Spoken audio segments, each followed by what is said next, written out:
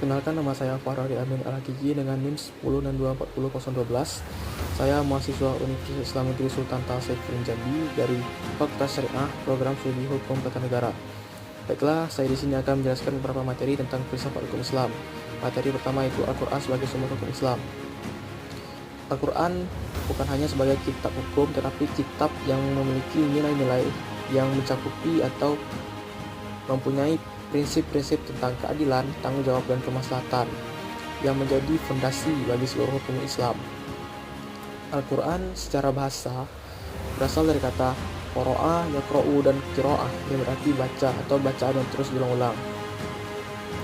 Al-Quran secara istilah ialah firman-firman Allah yang diturunkan kepada Nabi Muhammad SAW secara mutawatir dengan menggunakan bahasa Arab, dan apabila membacanya dianggap sebagai salah satu nilai ibadah.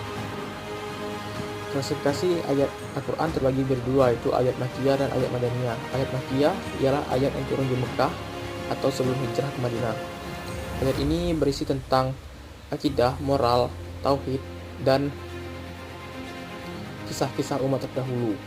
Sedangkan ayat Madaniyah ialah ayat yang turun setelah hijrah ke Madinah, yang dimana ayat ini berisi tentang ibadah, politik, hukum sosial, dan keluarga.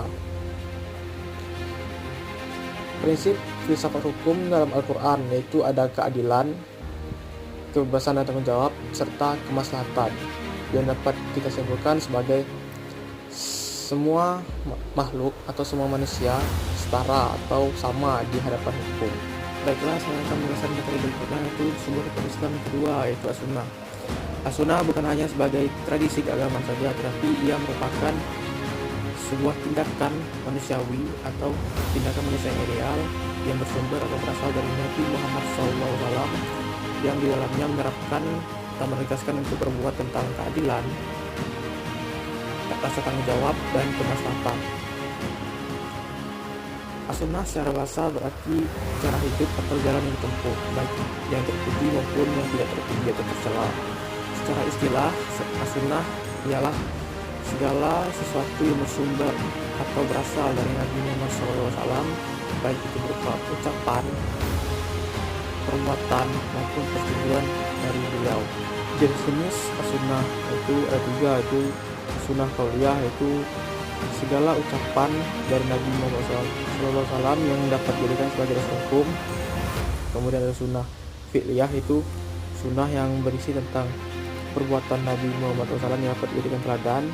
Kemudian ada Sunnah Takririyah, itu yang berisi tentang persetujuan Nabi Muhammad SAW terhadap perbuatan yang dilakukan oleh para sahabat.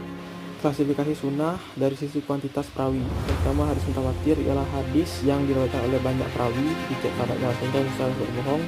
Kemudian adalah hadis ahad, yaitu hadis yang diriwayatkan oleh satu perawi atau beberapa orang perawi, yang dimana hadis ini tidak mencapai derajat mutawatir. Sunnah dan filsafat maksud al-syariah memiliki tujuan, yaitu terbagi menjadi lima, yaitu pertama itu menjaga agama, kemudian menjaga jiwa, kemudian menjaga akal, kemudian menjaga harta, dan yang terakhir itu menjaga keturunan. Sekian materi yang dapat saya sampaikan, lebih dan kurang saya mohon maaf. Saya akhiri, wabillahi taufiq wal hidayah. Wassalamualaikum warahmatullahi wabarakatuh.